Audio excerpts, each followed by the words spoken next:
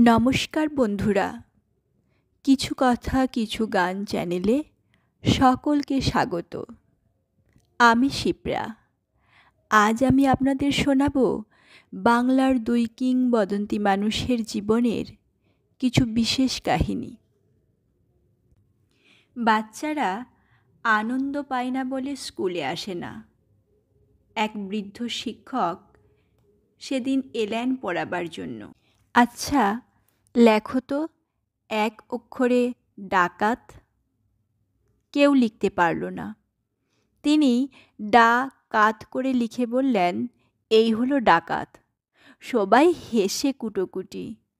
আচ্ছা, এবার বলো তো কীভাবে এক অক্ষরে কাতলা লিখবে? সবাই অবাক। শিক্ষক লা কাত করে লিখে বললেন, এই হলো কাতলা। শিশুরা হাসছে তো হাসছেই। তারপর তিনি কা লিখে মুছে দিয়ে বললেন, বলো এবার কি লিখলাম? সবাই আবারও অবাক।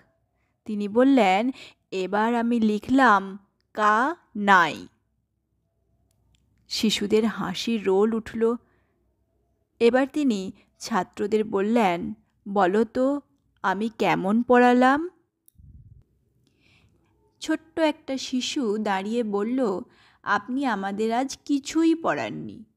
কিছুই পড়ায়নি? কি বলো?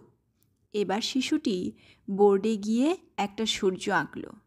সূর্যের চারপাশে কিরণ এঁকে বলল, আজকে শুধু রবি তার আলো ছড়িয়েছে।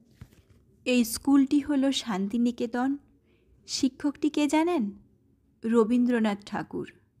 আর বোর্ডে যে ছাত্রটি এঁকেছিলেন তিনি হলেন ছোট্ট সত্যজিৎ রায়।